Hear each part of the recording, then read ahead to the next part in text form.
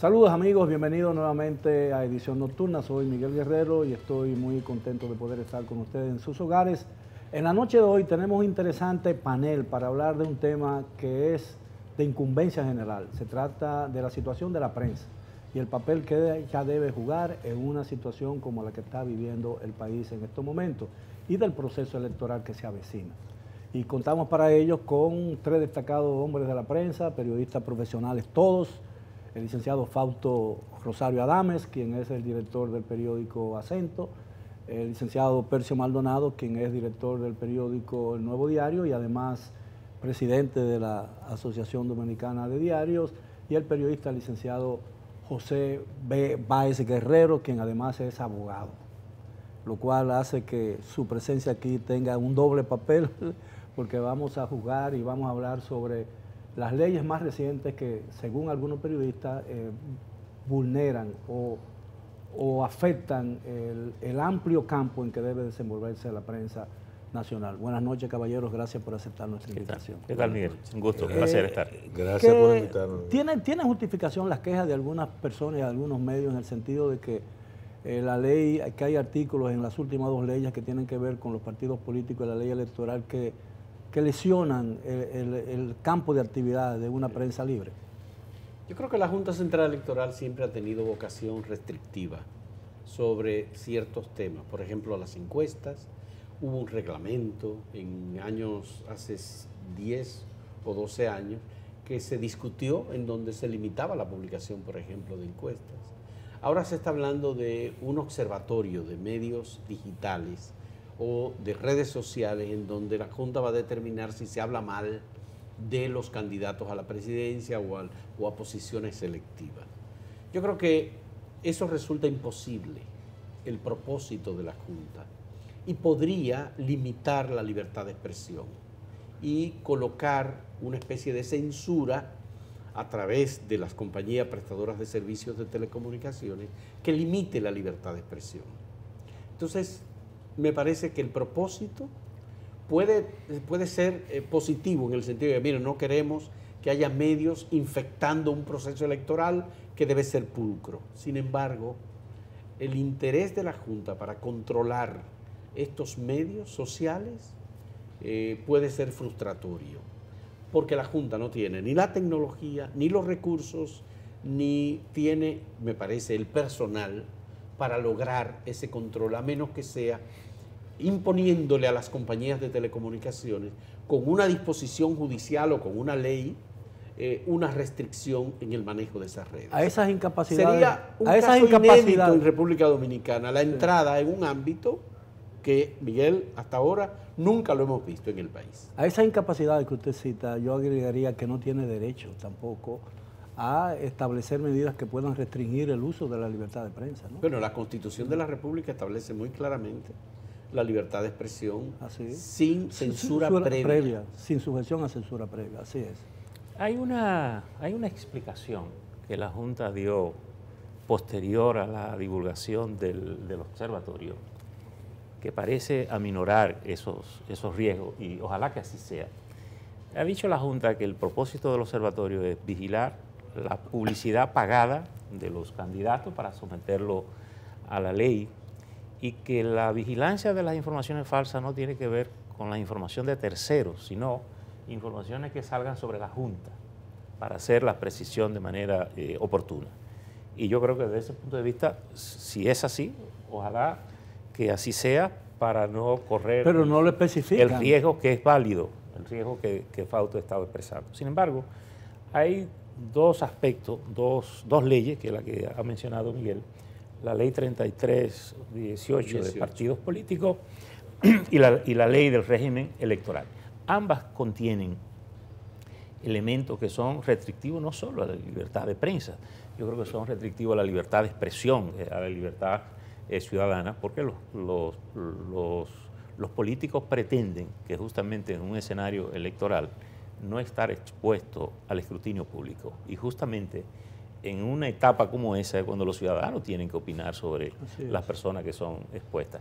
Y yo creo que es la persistencia del sector político a no ser vigilado por la prensa. Yo creo que hay una resistencia en eso, y en todas las leyes quieren colocar una espada en la yugular, aunque no te la claven, pero necesitan saber que la tienen. Con esas leyes, por ejemplo, esos artículos, un candidato se puede dar el lujo de golpear a sus hijos, de negarle la manutención, porque publicar esas informaciones que están basadas en hechos reales puede ser considerarse un acto o una información que deshonra o que viola la honra de un candidato. Hay varios recursos. A mí me parece sumamente peligroso. Hay varios recursos de inconstitucionalidad sobre aspectos de ambas leyes, que yo espero que el Tribunal Constitucional se pronuncie antes de estos días para despejar un poco. En los Estados Unidos, hace pocos días, hubo una sentencia de la Suprema Corte Estatal, no recuerdo si fue de Nueva York o de Nueva Jersey, en contra del presidente Trump, quien alegaba un principio de supremacía constitucional,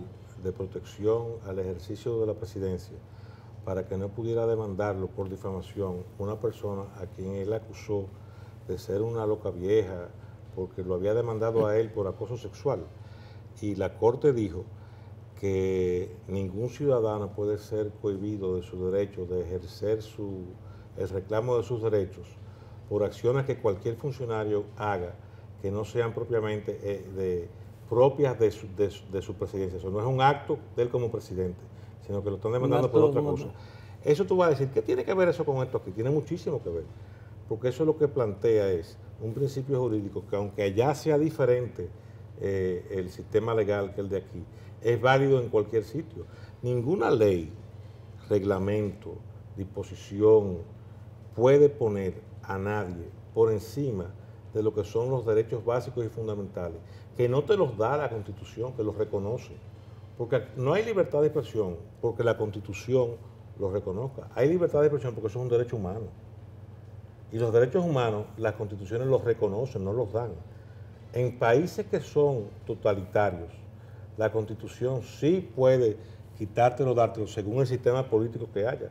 Pero en las repúblicas democráticas, donde se entiende la democracia como en Occidente, las constituciones simplemente recogen o consignan cuáles son los derechos que están reconocidos por la Carta de los Derechos Humanos, por convenciones internacionales, etc. Uno de ellos es el de la libertad de expresión y más específicamente el de la libertad de prensa.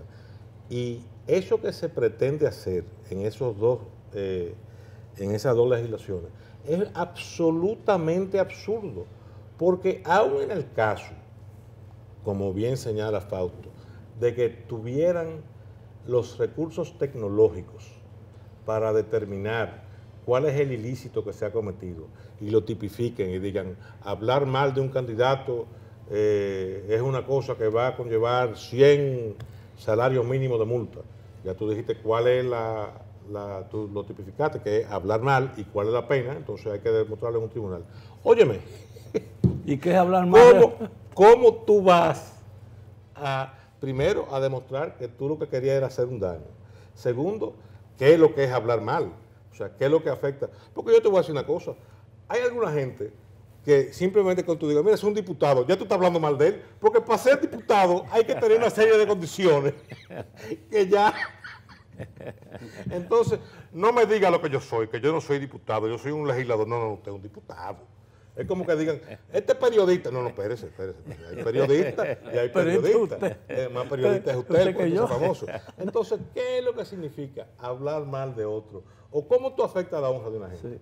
Porque, mira, tú coges, por ejemplo, hay un senador de San Juan de la Maguana que ha estado envuelto en muchísimos escándalos de corrupción y se ha librado. O sea, tiene, como los gatos que tienen 7 vidas. Entonces, a ese señor, si tú le dices a él, si él fuera, por ejemplo, a querer reelegirse como senador de San Juan de la Maguana, entonces estaría prohibido decir que él lo han involucrado en escándalos de corrupción en Perú, en Haití, aquí, y que ha salido librado por arte de magia. Por lo astuto que es, por su estulticia, por lo que sea. O sea, eso sería hablar mal de él, por eso está en todos los periódicos. Y hay documentos judiciales que lo demuestran. Bueno, entonces, ¿qué puede hacer la sociedad y qué pueden hacer los periodistas y los medios para encarar o enfrentar la posibilidad de que la aplicación de esos artículos, de esas dos leyes, puedan conducir a una situación de restricción del ejercicio de la libertad de prensa? No, es que no va a haber ninguna restricción, porque ¿qué va a hacer la Junta? Cerrar un periódico. Pon tú que Fausto, por ejemplo, en Acento, publique cualquier cosa de la que se publiquen. O sea, plausiblemente, ¿qué puede la Junta? Coger la policía electoral y a donde Fausto y cerrar el medio. Pues aquí hay un tribunal, aquí hay un sistema judicial.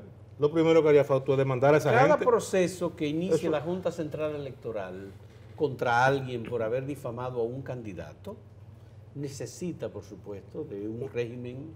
Una validación judicial. Una validación judicial. Un juez que tome una decisión y una contrarrespuesta incluso.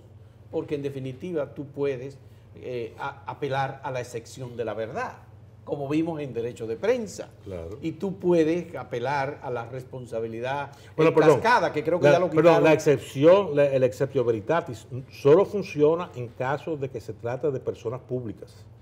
Usted puede ser una persona privada, haber cometido un ilícito, que sea demostrable que usted publicó. Y si usted es una persona privada, y eso es del ámbito de su vida privada, ningún medio tiene derecho. Bien, caballero, tenemos que hacer una breve pausa. Tenemos que hacer una breve pausa. Regresamos con el tema de esta noche. Continúen, por favor, con nosotros en Edición Nocturna.